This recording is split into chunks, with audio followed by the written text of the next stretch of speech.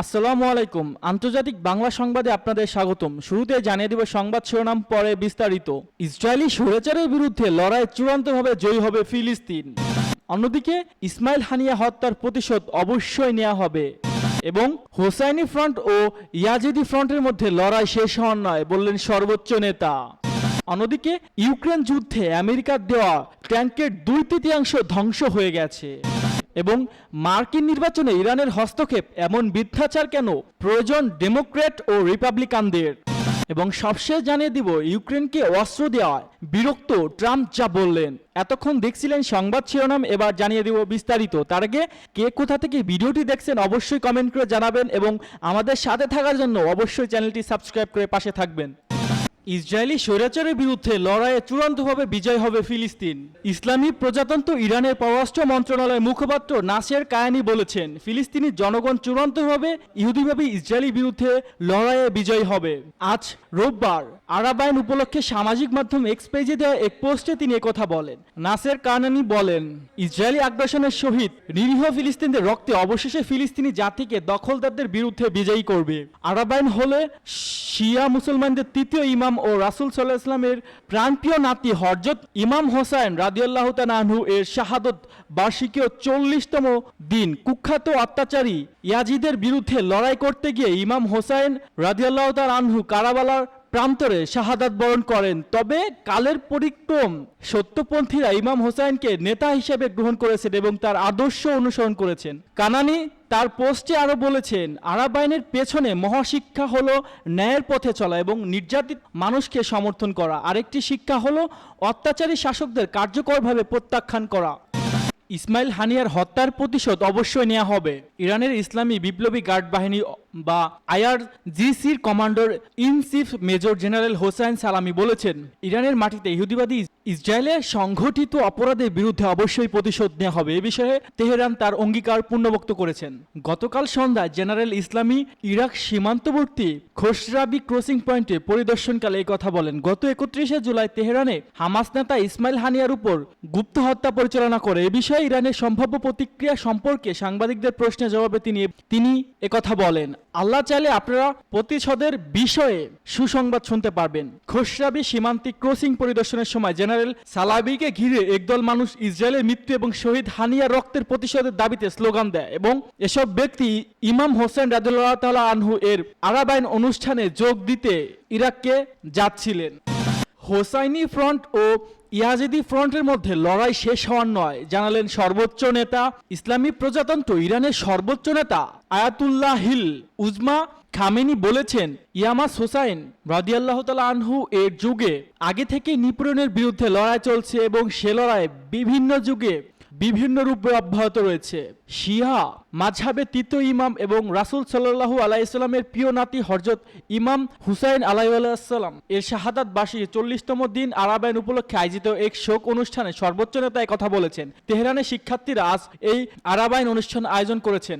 Ayatollah খামেনিও বলেছেন, জুলুমের বিরুদ্ধে লড়াই করা হুসাইনি ফ্রন্ট এবং অন্যায় ও নিপীড়নের পক্ষে ফ্রন্টের মধ্যে লড়াই চলছে। হুসাইনি ফ্রন্ট এবং ইয়াজিদি ফ্রন্টের মধ্যকার এই লড়াই শেষ হওয়ার নয়। সর্বোচ্চ নেতা আরো বলেছেন, ইমাম হুসাইন আনহু এর যুগে আগে থেকে আজ পর্যন্ত এই পর্যন্ত দুটি ফ্রন্ট বিদ্যমান ছিল এবং তা অব্যাহত থাকবে। এই যুদ্ধের বিভিন্ন রূপ রয়েছে।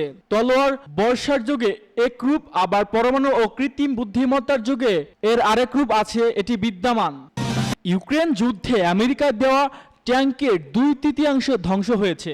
ইউক্রেনকে আমেরিকা যেসব আব্রামস A1 ট্যাঙ্ক সরবরাহ করেছে তার 2/3 6 মাসের মধ্যে ধ্বংস হয়ে গেছে। গত বৃহস্পতিবার মিলিটারি ওয়াচ ম্যাগাজিন এ তথ্য দিয়েছে। ম্যাগাজিনটি সম্প্রতি একটি জরিপ প্রতিবেদন প্রকাশ করেছে। তাতে দেখা যায় ওয়াশিংটন কিয়েভকে 31টি ট্যাঙ্ক দিয়েছে, যার মধ্যে প্রায় 20টি এরই মধ্যে রাশিয়ান সেনারা ধ্বংস করেছে। প্রতিবেদনে বলা হয়েছে, রাশিয়ার টেলিগ্রাম চ্যানেলে আপলোড করা ভিডিওতে দেখা যায় রাশিয়ার কুরস্ক অঞ্চলের সর্বশেষ আব্রামস M1 ট্যাঙ্ক উড়িয়ে দেওয়া হয়েছে।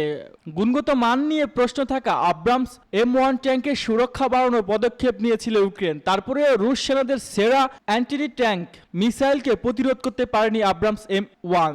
এর আগে এক প্রতিবেদনে বলা হয়, ইউক্রেনের সেনারা আব্রামস M1 ট্যাঙ্ক পরিচালনার সময় প্রযুক্তিগত সমস্যার মুখে পড়েছে এবং সে বিষয়ে তারা অভিযোগ করেছিল। তারপরেও আব্রামসের দুর্বলতা কাটাতে পারেনি। মার্কিন নির্বাচনে ইরানের হস্তক্ষেপ এমন মিথ্যাচার কেন? প্রয়োজন ডেমোক্রেটিক ও রিপাবলিকানদের?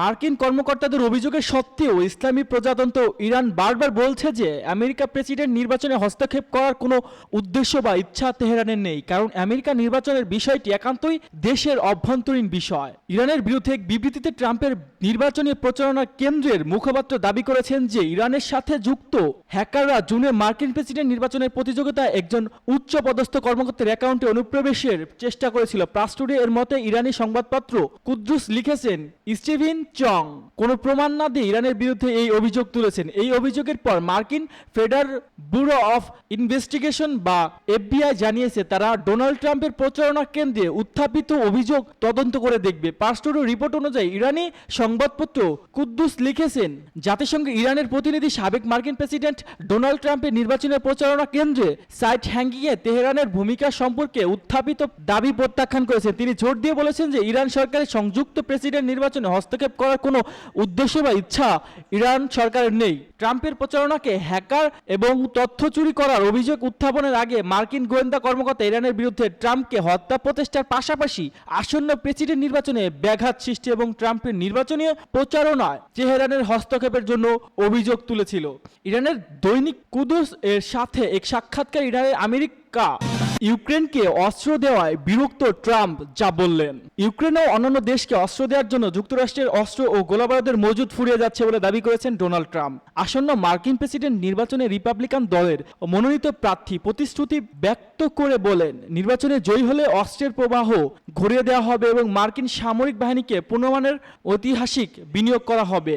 জুলাইতে ইউক্রেনের প্রেসিডেন্ট ভ্লাদিমির জেলেনস্কির সঙ্গে ফোনে কথা বলার সময় ট্রাম্প বলেছেন, নভেম্বরের নির্বাচনে তিনি প্রেসিডেন্ট নির্বাচিত হলে কিয়েভ এবং মস্কোর মধ্যে দ্বন্দ্ব দ্রুত শেষ করতে কার্যকর উদ্যোগ নেবে। এর আগে জুন মাসে ট্রাম্প বলেছিল তিনি ইউক্রেনের কয়েক বিলিয়ন ডলার অর্থ সহায়তা বন্ধ করবে। সম্প্রতি নর্থ ক্যারোলিনা এক সমাবেশে সমর্থকদের উদ্দেশ্যে ট্রাম্প বিরক্তি প্রকাশ করে বলেন, বাইডেন প্রশাসন সমস্ত ঝুঁকিপূর্ণ এলাকায় বিশেষ বিষয়ে একটি প্রতিবেদন প্রকাশ করেছে যেখানে তারা বলতে চেয়েছে আমাদের কাছে কোনো গোলাবারুদ নেই। আপনারা কি জানেন কেন গোলাবারুদ নেই? ট্রাম্প নিজেই এই প্রশ্নের জবাব দিয়ে বলেন, আমরা ইউক্রেন এবং বিভিন্ন জায়গায় সব গোলাবারুদ উজাড় করে দিয়েছি, আমরা ইউক্রেনকে সবকিছু দিয়েছি। সূত্র আল মায়াদিন।